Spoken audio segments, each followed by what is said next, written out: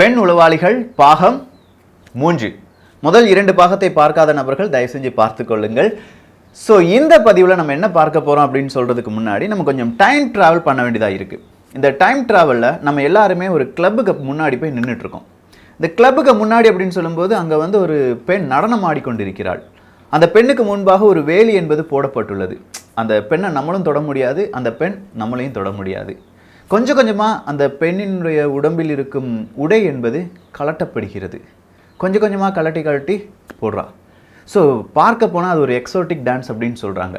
இப்படிப்பட்ட ஒரு பெண்ணை யாருமே பார்த்திருக்க மாட்டார்கள். அவ்வளோ அழகு. எல்லாருமே அந்த பெண்ணை தொட அவ்வளோ பெரிய முயற்சி செய்கிறார்கள். எத்தனை ரூபாய் கொடுத்தாலும் பரவாயில்லை, அந்த பெண்ணை நான் தொட வேண்டும், அவளிடம் பேச வேண்டும் அப்படின்னு சொல்கிற ஆண்கள் நம் முன்னே நிறைய பேர் நின்றுட்டுருக்காங்க. நமக்கு எதுவுமே புரியலை.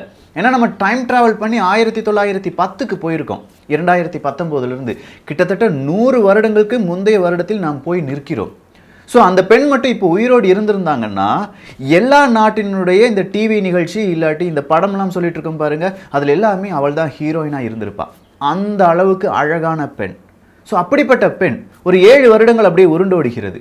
7 வருடத்திற்கு பிறகு நம்ம இப்போ எங்கே போய் நிற்கிறோம்? 1917வது வருடத்தில் நிற்கிறோம். ஒரு சிறைச்சாலை. அந்த சிறைச்சாலையில் நம்ம இருட்டாக இருக்குது, நமக்கு எதுவுமே தெரியலை. கொஞ்சமாக நம்ம மொபைலை எடுத்து அதுக்கு டார்ச் லைட் எடுத்து நம்ம அந்த சிறைச்சாலையில் பார்க்குறோம். ஒரு பெண் இருக்கிறாள். உடல் முழுவதும் ரத்தம், கொஞ்சம் எலி கடிச்சிருக்காங்க. இங்கே போடுறதுக்கு உள்ளாடை எதுவுமே இல்லாமல் கொஞ்சமாக அரை நிர்வாணத்தோடு அந்த பெண்ணை படுக்க போட்டிருக்காங்க. என்னடா அந்த பெண்ணுக்கு ஆச்சு அப்படின்னு கேட்டால், அந்த பெண்ணுக்கு நிறைய நோய் இருக்குது, அவளுக்கு தண்டனை கொடுக்கப்பட்டிருக்கிறது, மரண தண்டனை கொடுக்கப்பட்டிருக்கிறது அப்படின்னு சொல்கிறாங்க. நல்லா அந்த டார்ச் லைட்டை கிட்ட போய் பார்க்கும்போது தான் தெரியுது, 1910 நம்ம பார்த்தோம் பாருங்க, அதே அழகான பெண் இப்போது அழகு சிதைக்கப்பட்டு இருக்கிறாள். காரணம் என்ன அப்படின்னு கேட்டபோது தான் உளவு பார்த்தாள், ஜெர்மனிக்காக உளவு பார்த்தாள் அப்படின்னு சொல்லி பிரான்ஸ் நாடு சொல்கிறாங்க. பிரான்ஸுக்காக உளவு பார்த்தாள் அப்படின்னு சொல்லி ஜெர்மனி நாடு சொல்லுது. உண்மை என்ன அப்படிங்கிறத நாம் தேடி போக போகிறோம். அன்பு தமிழ் நெஞ்சங்களுக்கு தமிழ் பொக்கிஷத்தின் வணக்கங்கள்.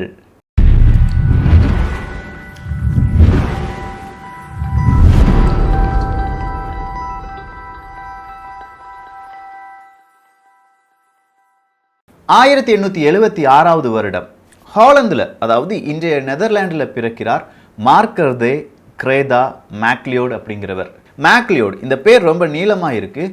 ஸோ இவங்களை எப்படி அழைப்பார்கள்? 1906க்கு பிறகு இவர்களை எப்படி அழைப்பார்கள் என்று கேட்டால் மாதா ஹரி என்று சொல்லி அழைப்பார்கள். நாமும் அதே பெயரிலேயே அழைக்கலாம், மாதா ஹரி. கேட்குறதுக்கு ஒரு இந்தியன் அப்படி இல்லைன்னா ஒரு தமிழனுடைய பெயர் மாதிரியே இருக்குல்ல. ஆனால் இதனுடைய வரலாறு ரொம்ப விசித்திரமாக இருக்கும். 1876 பிறக்கிற இந்த மாதா ஹரி இல்லாட்டி இந்த மேக்லியோட் அப்படிங்கிறவங்க ரொம்ப அழகான ஒரு குடும்பத்தில் தான் பிறக்கிறாங்க. அவருடைய தந்தைக்கு நல்ல ஒரு வேலையும் இருக்கிறது, கூடவே கொஞ்சம் கெட்ட பழக்கமும் இருக்கிறது. நம்ம வீட்டிலலாம் இருக்கிற மாதிரி தான், நல்ல வேலையும் இருக்கும், நம்ம அப்பா குடிச்சிட்டே இருப்பாங்க. சரி, இப்படிலாம் சொல்லிட்டு இருக்கும்போது தான் போன ஞாயிற்றுக்கிழமை நம்ம சென்னை போயிருந்தோம். நம்ம ட்ரஸ்ட் வழியாக என்ன வேலை நடந்துட்டுருக்கு அப்படிங்கிறத ஷார்ட்டாக ஒரு நிமிஷத்தில் நீங்கள் பார்த்து கொள்ளுங்கள். ட்ரஸ்ட் வழியாக நம்ம என்ன செஞ்சுட்ருக்கோம், அதுக்கு முக்கிய காரணமாக இருக்கிற இவர் யார்? கொஞ்சம் ஸ்வீட்ஸ் வாங்கியிருக்கோம், அந்த குழந்தைகளை பார்க்க போகிறோம். எல்லாருமே நம்ம நேரடி அங்கே போய் பார்க்கலாம். கொஞ்சம் வெயிட் பண்ணுங்கள், நிறைய சஸ்பென்ஸ் இருக்குது.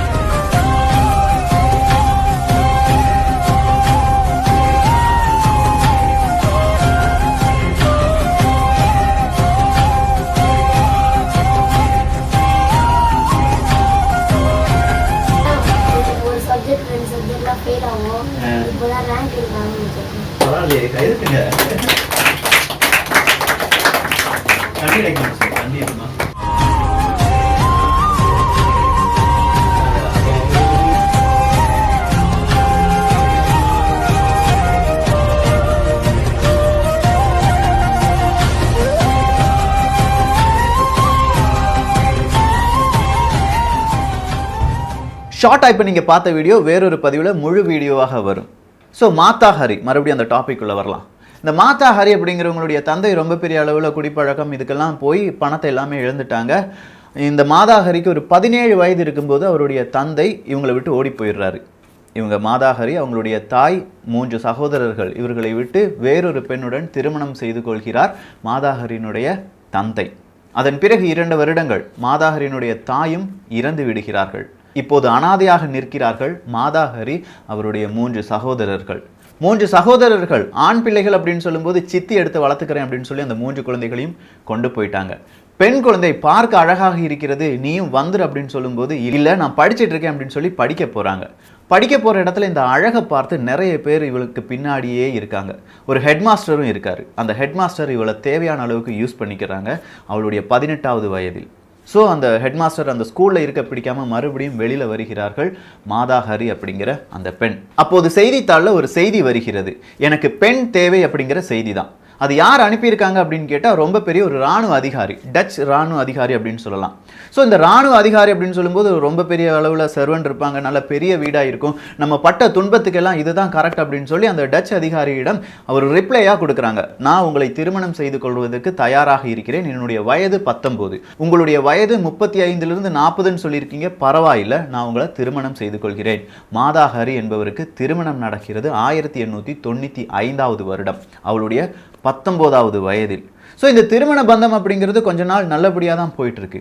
ஆனால் இந்த கணவனும் குடிகாரன், கொஞ்சம் லெவலில் வேற மாதிரி கெட்ட பழக்கம் எல்லாமே இருக்கிறவன், இவளுக்கு இந்த மாதாஹரி அப்படிங்கிறவருக்கு ஒரு நோயையும் கொடுத்து விடுகிறான். பால்வினை நோய் அப்படின்னு சொல்லலாம், சிஃபிலிஸ் அப்படின்னு சொல்லுவாங்க. இன்று நாம் எப்படி எய்ட்ஸை பெரிய ஒரு நோயாக பார்க்கிறோமோ அதே மாதிரி சிஃபிலிஸ் அப்படிங்கிற நோயை அன்றைய தினம் ரொம்ப பெரிய அளவில் பார்த்தார்கள். ஸோ தன்னுடைய கணவனால் எனக்கு இந்த சிஃபிலிஸ் நோய் வந்துருச்சு அப்படிங்கிற ஒரு வருத்தமும் இவங்களுக்கு இருந்தது.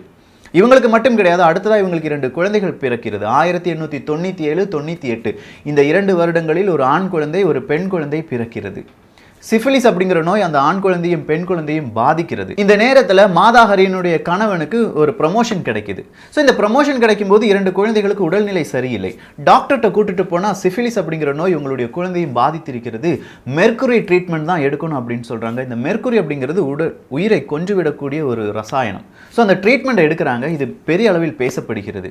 ஸோ அவருக்கு கொடுத்த ப்ரமோஷனை ரத்து பண்ணுகிறது அன்றைய அரசாங்கம். இது இவருக்கு ரொம்ப பெரிய கோபம், யாருக்கு இந்த மாதாஹரியினுடைய கணவனுக்கு ரொம்ப பெரிய கோபத்தை ஏற்படுத்துகிறது. இந்த ட்ரீட்மெண்ட்டை நீ நல்லபடியாக செய்யணும் அப்படின்னு சொல்லி டாக்டர்கிட்ட வந்து ரொம்ப பெரிய அளவில் ஷவுட் பண்ணுறாரு, கத்துறாரு. டாக்டரும் வேற வழி இல்லாமல் ஓவர் டோஸை இந்த 2 குழந்தைகளுக்கும் கொடுத்துட்றாங்க. அதில் ஒரு குழந்தை இறந்து விடுகிறது, ஆண் குழந்தை இறந்து விடுகிறது, பெண் குழந்தை மட்டும் உயிருக்கு ஆபத்தான நிலைமையில் காப்பாற்றப்படுகிறாள். 1902வது வருடம் கணவன் சொல்கிறான் மாதாஹரியை பார்த்து, எனக்கு நீ வேண்டாம், நம்ம விவாகரத்து வாங்கிடலாம், என்னுடைய குழந்தை எனக்கு தந்துரு அப்படின்னு சொல்கிறாங்க. மாதாஹரி சொல்கிறாங்க நீ எனக்கு வேண்டாம், ஏன்னா குழந்தை என்கிட்ட இருக்கட்டும் அப்படின்னு சொல்லும்போது கோர்ட்டுக்கு போகிறாங்க விவாகரத்து வாங்குறதுக்காக. 1903, 4 இந்த வருடங்களில் இவங்களுக்கு விவாகரத்து கொடுக்கப்பட்டு குழந்தை தகப்பனுடன் செல்லலாம் அப்படின்னு சொல்கிற ஒரு தீர்ப்பு வருகிறது. குழந்தையும் தகப்பனுடன் செல்கிறது. 1905வது வருடம் மறுபடியும் இந்த மாதாஹரி தனிமையில் நிற்கிறார். வேற வழியே இல்லை, அழகு மட்டும்தான் இருக்கு, உடம்பு மட்டும்தான் இருக்கு. ஒரு கட்டத்தில் அழகு ஆபத்தானது என்று மாதாஹரிக்கு நல்லாவே தெரியும். ஆனால் வேற வழி இல்லாமல் நேராக பாரிஸ்க்கு போகிறாங்க. பாரிஸுக்கு போன உடனே அவங்களுடைய அந்த பெரிய பேர் மெக்லியோட் அப்படிங்கிற அந்த பெரிய பேரை மாற்றி நான் மாதாஹரி, நான் இங்கே இந்தோனேஷியாவிலேருந்து இந்த பகுதியிலேருந்து வருகிறேன், எனக்கு இந்த பேரை வச்சது வேறொரு நபர், நான் ஒரு கோயிலில் தான் வளர்ந்தேன், அதனால தான் எனக்கு இந்த பேர் கொடுத்துருக்காங்க, பகலின் கண் என்பது தான் இந்த பேருடைய விளக்கம் அப்படின்னு சொல்லி ரொம்ப பேர்கிட்ட இன்ட்ரடியூஸ் ஆகிறாங்க. இவங்களை பார்க்குற எல்லா நபர்களுக்கும் எப்படியாவது மாதாஹரியை தொட வேண்டும், இது மட்டும்தான் அவங்களுடைய எண்ணமாக இருக்கிறது. ஸோ மாதாஹரிக்கும் தெரியும் நம்ம ரொம்ப அழகாக இருக்கும், இந்த அழகை பயன்படுத்தி நமக்கு ஒரு வேலை கிடைச்சிடும் அப்படின்னு சொல்லி ஒரு கிளப்புக்கு போகிறாங்க. அந்த கிளப்பில் அவங்களுக்கு ஒரு டான்ஸராக வேலை கிடைக்கிறது. டான்ஸரா அப்படின்னு சொல்லும்போது ஒரே ஒரு டான்ஸ் தான் ஆடி இருக்காங்க. ஒட்டு மொத்தமாக அங்கே இருந்த எல்லா பிஸ்னஸ் மேன், எல்லா விதமான இராணுவ வீரர்கள், உயர் அதிகாரிகள் அந்த டான்ஸை பார்க்க குவிகிறார்கள். அந்த அளவுக்கு அவர்களுடைய நடனம் இருந்தது.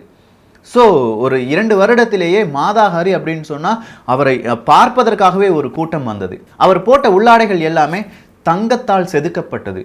மேலே ஒரு கிரீடம் வச்சுருப்பாங்க, ரொம்ப பெரிய ஜுவல்ஸ் எல்லாமே வைக்கப்பட்டிருக்கும். அப்படி ஒரு ட்ரெஸ் எல்லாம் போட்டுட்டு தான் இவங்க நடனம் ஆடுவார்கள். இந்த நடனம் அப்படின்னு சொல்லும்போது எல்லாருமே இவளை ஒரு விபச்சாரியாத்தான் பார்த்தார்கள். ஏன்னா இந்த நடனம் முடிஞ்ச உடனே அவளை என் ரூமுக்கு அனுப்பி இத்தனை ரூபாய் தருகிறேன் அப்படின்னு சொல்லுவாங்க. இவர்களிடமிருந்து பாதுகாப்பாக இருப்பதற்காகவும் ரொம்ப பெரிய போலீஸ் ப்ரொடெக்ஷன் இந்த மாதாஹரிக்கு கொடுக்கப்பட்டிருந்தது. யாரும் மாதாஹரியை தொடக்கூடாது, மாதாஹரியும் யாரையும் தொட மாட்டாங்க. ஸோ ஒரு கட்டத்துக்கு மேலே நிறைய நபர்கள் இவர் மீது ஆசைப்பட்டிருக்கிறார். எனவே கொஞ்சம் கொஞ்சமாக பணம் சம்பாதிக்க இவங்களும் இந்த விபச்சாரம் அப்படிங்கிற அந்த தொழிலில் ஈடுபட ஆரம்பிக்கிறார்கள். அதுவும் ரொம்ப ஹையர் அஃபிஷியல், பெரிய பெரிய அதிகாரிகள், இராணுவ வீரர்கள், இவர்களுக்கு மட்டும்தான் ஓகே சொல்லுவாங்களாம். ஸோ இப்படி அவங்களுடைய வாழ்க்கை ரொம்ப சிதைவான நிலைமையில் சென்று கொண்டிருக்கும் போது தான் ஒரு ஜெர்மனிய இராணுவ வீரன் இங்கே வாரான், மாதாஹரியை பார்க்கிறான். நீ ஜெர்மனிக்காக ஸ்பை பண்ணு, உளவு பாரு, யாரை? பிரான்ஸை உளவு பாரு, உனக்கு 20,000 பிரான்ஸினுடைய காசுகளை தருகிறேன் அப்படின்னு சொல்றாங்க. இப்போதைய கணக்கு எடுத்து பார்த்தீங்கன்னா கிட்டத்தட்ட $61,000. ஸோ இவ்வளோ பெரிய பணத்தை தருகிறாயா? ஏன்னா இப்போ 1914வது வருடத்தில் நாம் நிற்கிறோம். 1914 அப்படின்னு சொல்லும்போது முதல் உலகப்போர் தொடங்கிவிட்டது. மாதாஹரிக்கும் வயது ஏறிக்கொண்டே போகிறது. ஜெர்மனிய வீரர்கள் அவர்களுடைய பணம், நகை எல்லாத்தையுமே கொண்டு போயிட்டாங்க. ஏன்னா போர் தொடங்கும் போது பிரான்ஸ்ல வந்து ரொம்ப பெரிய அட்டூழியம்லாம் பண்றாங்க. ஸோ அவருடைய பணம், நகை எல்லாமே அவங்க கொண்டு போயிட்டாங்க. அதற்கு ஈடாக இந்த 20,000 பிரான்ஸ் தொகையை வாங்கிக்கலாமா அப்படின்னு கேட்டா கொஞ்ச நேரத்தில் மாதாஹரி சொல்றாங்க, முடியாது, எனக்கு வேண்டாம் அப்படின்னு சொல்லி ஒதுக்கி விடுறாங்க. ஸோ மறுபடியும் காலங்கள் செல்கிறது. 1915 வந்து நிற்கிறது. இந்த 1915 மாதாஹரிக்கு வேறொரு நபர் இன்ட்ரடியூஸ் ஆகிறாங்க. அப்படி இன்ட்ரடியூஸ் ஆகிறவர் ரஷ்ய நாட்டின் ஒரு இராணுவ வீரர். பிரான்ஸுக்காக ரொம்ப பெரிய போராட்டத்தில் ஈடுபட்டு கொண்டிருக்கிறார். அவருக்கு ஒரு கண் கிடையாது. ஏண்டா உன் கண்ணுக்கு என்னாச்சு அப்படின்னு கேட்கும்போது, இப்படி யுத்தம் செய்து கொண்டிருந்தேன், ஒரு ரசாயன குண்டு என் கண்ணை தாக்கிவிட்டது, இந்த கண்ணினுடைய பார்வையும் பறிப்போகி கொண்டிருக்கிறது அப்படின்னு சொல்லும்போது மாதாஹரிக்கு இவங்க மேலே ஒரு காதல், இவங்களுக்கு மாதாஹரி மேலே ஒரு காதல். ஸோ இந்த ரஷ்ய வீரரை காதலிக்கும் போது தான் மாதாஹரி ரொம்ப பெரிய அளவில் ட்ராவல் பண்ணிகிட்டே இருக்காங்க. ஏன்னா இவங்க இருக்கிறது நெதர்லாந்து, இவங்க ஸ்பெயின், ஃப்ரான்ஸ், பிரிட்டன் இப்படின்னு சொல்லி எப்பவுமே ஊர் சுற்றிட்டே இருப்பாங்க. ஏன்னா நிறைய இடத்துல அவங்களுக்கு ப்ரோக்ராம் இருக்கும். ஸோ இப்படி போகும்போதெல்லாம் ஒரு கட்டத்தில் இந்த பிரிட்டனை சேர்ந்த இராணுவ வீரர்கள் இந்த மாதாஹரியை நிப்பாட்டி செக் பண்ணுறாங்க. மாதாஹரிக்கு 7 லாங்குவேஜ் தெரியும், எல்லா மொழிகளிலும் பேசுகிறார்கள், நன்றாக ட்ரெஸ் போட்டிருக்காங்க, நாகரிகமாக இருக்கிறார்கள். எனவே அந்த நேரத்தில் அவங்களுக்கு ரொம்ப பெரிய டவுட் எதுவுமே இல்லை. அப்போ அவங்க உளவாளியாக கூட இல்லை, விட்டுட்டாங்க. மறுபடியும் இப்போ ரஷ்ய வீரருடைய காதல், அவர் கண்ணை எப்படியாவது சரி பண்ணணும், மறுபடியும் அவங்க ஓட ஆரம்பிக்கிறாங்க மாதாஹரி. இந்த நேரத்தில் மறுபடியும் உங்களுக்கு வேறொரு ஆஃபர் வருது, நீ பிரான்ஸுக்காக உளவு பார்க்க வேண்டும், ஜெர்மனியை உளவு பார்க்க வேண்டும். உடனே ஒத்துக்கொள்கிறார்கள். ஏன்னா இவனுடைய காதலனுக்கு கண் பார்வை போய்கொண்டிருக்கிறது, கொஞ்சம் பணம் வேணும். 1 மில்லியன் பிரான்ஸினுடைய அந்த தொகை பணம் என்பது கொடுக்கிறோம் அப்படின்னு சொன்ன ஒத்துக்கொண்டு விட்டார்கள். இவங்க சொன்ன மாதிரியே யாரு, இந்த பிரான்ஸினுடைய அதிகாரிகள் சொன்ன மாதிரியே ஜெர்மனிக்கு போகிறாங்க.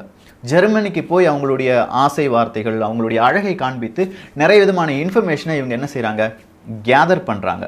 இப்படி கேதர் பண்ணும்போது தான் ஒரு விஷயம் இவங்களுக்கு புரிந்தது. இப்படி கேதர் பண்ண இன்ஃபர்மேஷன் எல்லாம் இவங்க யாருக்கு கொடுக்கணும், பிரான்ஸினுடைய அதிகாரிகளுக்கு கொடுக்கணும். ஆனால் இந்த அதிகாரிகள் இவங்க கிட்ட இருந்து இன்ஃபர்மேஷனை வாங்கவே இல்லை.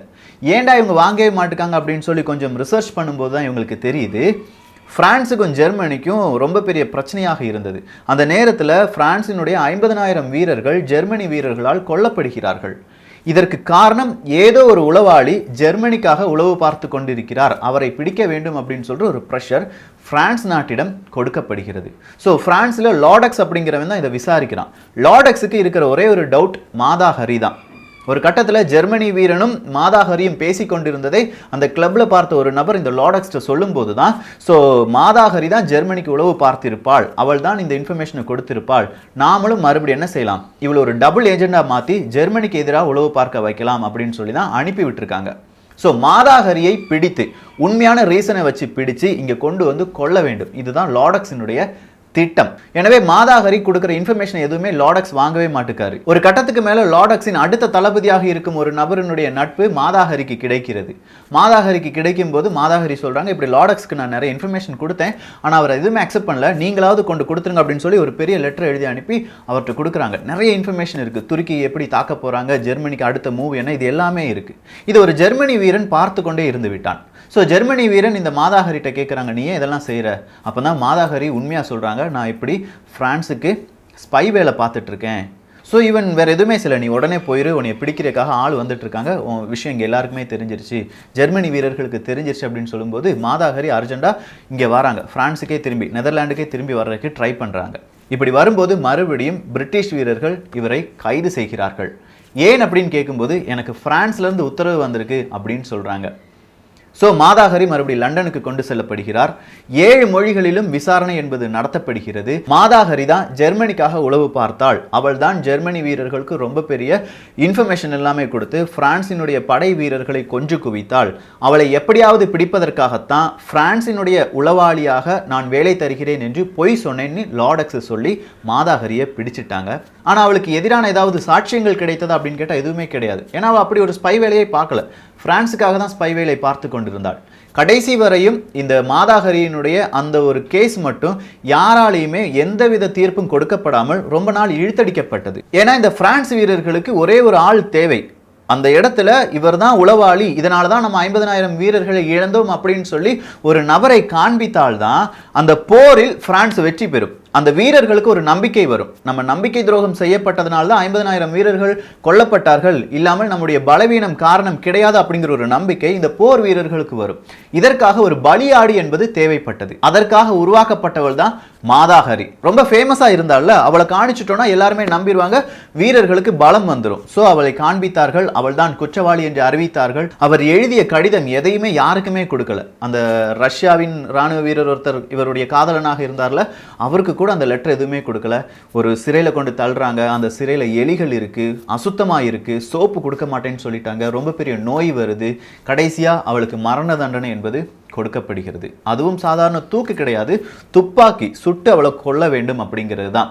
நேராக ஒரு மரண தண்டனையுடைய அந்த தினம் வருகிறது. நிறைய பேர் கேட்குறாங்க கண்ணை கட்டிட்டுமா அப்படின்னு சொல்லும்போது மாதாஹரி கேட்குறாங்க, கண்ணை நான் கண்டிப்பாக கெட்ட வேண்டுமா? உடனே அங்கே கிட்ட இருக்கிறவங்க சொல்கிறாங்க, இல்லை நீங்கள் பயப்படாமல் இருக்கணும்ல, அதுக்காகத்தான். அப்போ மாதாஹரி சொல்கிறாங்க, நான் இவ்வளோ நாள் இருட்டில் தான் வாழ்ந்துட்டு இருந்தேன், எனக்கு ரொம்ப ரொம்ப பெரிய கனவுகள், கொடூரமான சில நினைவுகள், வழிகள் எல்லாமே இருக்குது. அதற்கு முன்பாக இந்த துப்பாக்கி என்னை ஒன்றும் செய்யாது, என் கண்களை நீங்கள் கெட்ட வேண்டாம், நேரடியாகவே சுட்டுக் கொள்ளுங்கள் அப்படின்னு சொல்லி சுட்டு கொள்கிறாங்க. சுட்டு கொன்ன பிறகு அவருடைய உடம்பு வேறொரு யூனிவர்சிட்டிக்கு ஒரு ரிசர்ச்சுக்காக அனுப்பப்படுகிறது. அவருடைய தலை மட்டும் எடுத்து வேறொரு அருங்காட்சியகத்தில் பாதுகாக்கிறார்கள். மாதாஹரி இந்த பெயரில் இப்போ நெதர்லாந்தில் நிறைய மியூசியம்ஸ் இருக்குது, நிறைய அறைகள் இருக்குது, கல்லூரியில் பாடங்கள் இருக்கின்றன. கொஞ்சம் விசாரிச்சு பாருங்க, கூகுளில் தேடி பாருங்க. நான் சொன்னது ஒரு 50%, 60% தான் சொல்லியிருக்கேன். 40% இன்னும் சொல்லாமல் நிறைய விஷயங்கள் விட்டுருக்கேன். அவருடைய வாழ்க்கையில் என்னென்ன விஷயங்கள் நடந்தது அப்படிங்கிறதெல்லாம் நீங்கள் தேடி பாருங்க. சப்போஸ் இன்னும் நிறைய விஷயங்கள் தெரிந்தால் வேறொரு பதிவாக பார்க்கலாம். எல்லோரும் தமிழ் பொக்கிஷத்தில் இணைந்திருங்கள். தமிழ் பொக்கிஷம் சேனலை சப்ஸ்கிரைப் செய்யாத தோழர்கள் தோழிகள் தயவு செஞ்சு சப்ஸ்கிரைப் பண்ணிக்கோங்க. நல்லதை பகிர்ந்து நல்ல சமுதாயத்தை உருவாக்குவோம். நன்றி, வணக்கம்.